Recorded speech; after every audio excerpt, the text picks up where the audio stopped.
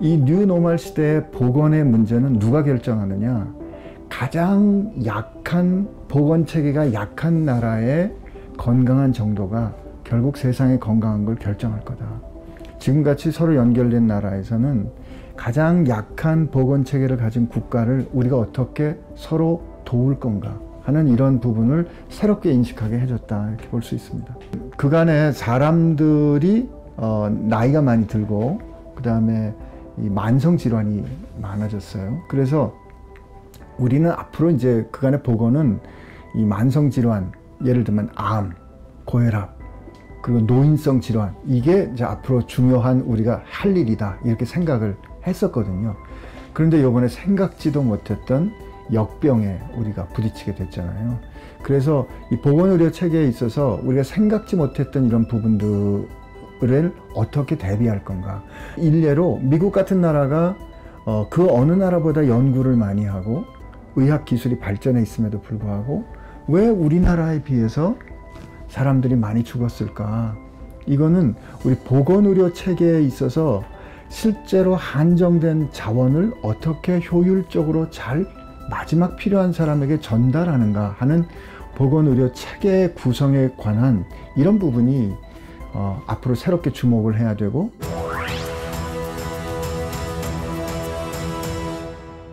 그러니까 이번에 이 코비드-19이 교육에 엄청난 영향을 줬어요.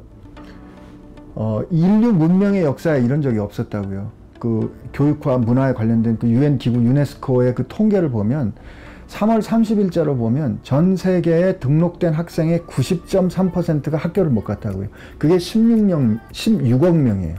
지금도 한 60% 이상의 학생들이 학교를 제대로 못 가고 있거든요.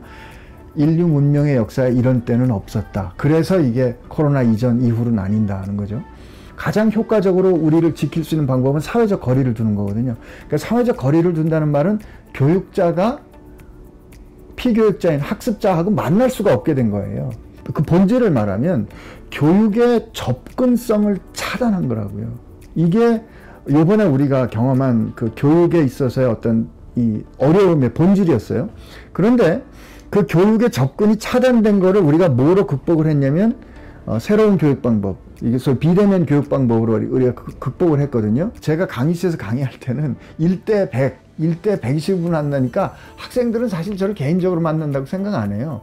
그런데 이번에 우리가 그 온라인으로 웨비나 같은 형태로 해보니까 훨씬 학생들이 그 질문도 잘하고 교수를 얼굴을 자기가 1대1로 만나는 거죠. 그러니까 다른 형태로 만나는 거예요.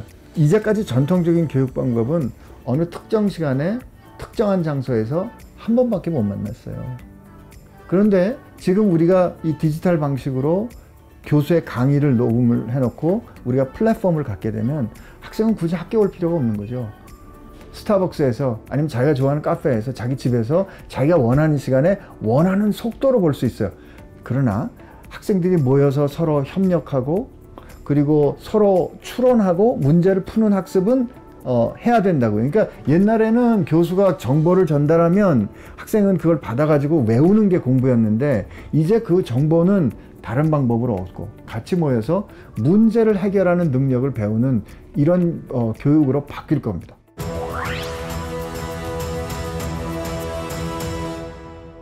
우리가 무엇을 가르쳐야 할 것인가를 다시 묻게 했어요.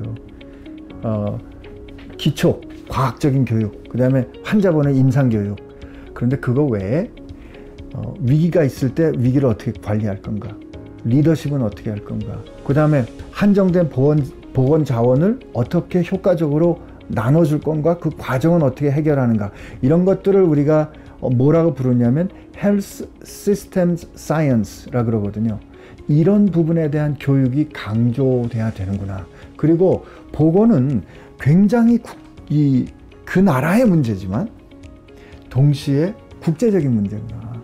그래서 이게 국제보건에 관련된 교육 이런 게 꼭 들어가야 되겠다. 이제 교육이 어느 특정 학교의 경계에 머물러 있지 않는다. 왜냐면 이 디지털 플랫폼은 학교를 넘어서는 플랫폼이거든요. Massive Online Open Courses라고 해서 그 무크라고 그러잖아요. 이게 뭐 edX든지 콜세라든지 이런 것들이 학교를 넘어서는 새로운 플랫폼으로 지금 다양한 인터넷을 이용한 교육을 하고 있거든요. 의학 교육도 그렇게 될 것이다. 그렇게 돼야 된다.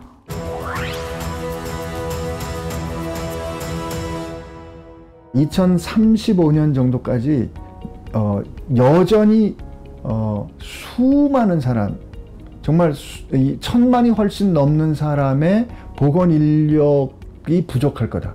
그러니까 개발도상국가의 이 의과대학의 예를 들면 의대들이 세워지고 있는데 교육자들이 없어요.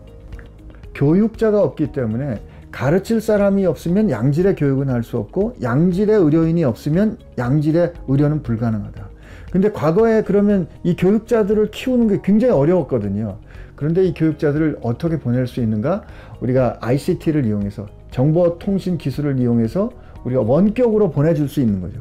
우리가 이번에 이렇게 급하게 일어난 이 교육의 접근의 제한성을 디지털 방법이랑 새로운 교육 방법을 가지고 극복했다면, 그쪽의 개발도상 국가들이 갖고 있는 이 교육의 어려움, 접근성의 문제를 우리가 해결한 문제를 같이 나눠 가지면 전혀 생각하지 못했던 새로운 해결이 될 수 있지 않을까, 이런 생각해 봅니다.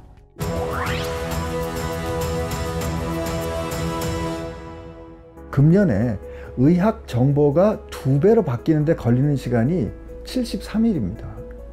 2달 반이면 지식이 2배로 폭발하는 시대거든요. 내가 이 상황을 해결할 수 있는 정보를 다 아는 게 아니에요. 누군가 함께 협력하는 게 필요하거든요.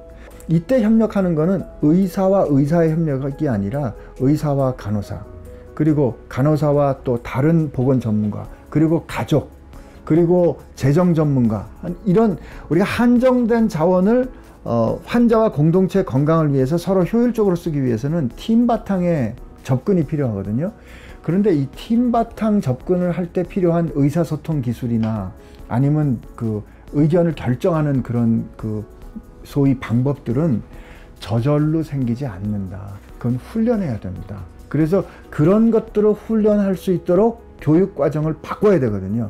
그 다음에 사실은 이런 위기의 상황에 있을 때 그 위기의 상황에 전문가로서 사회에 있는 사람들하고 어떻게 커뮤니케이션, 의사소통을 할 건가. 요번에 한국이 비교적 잘했다고 생각하고요.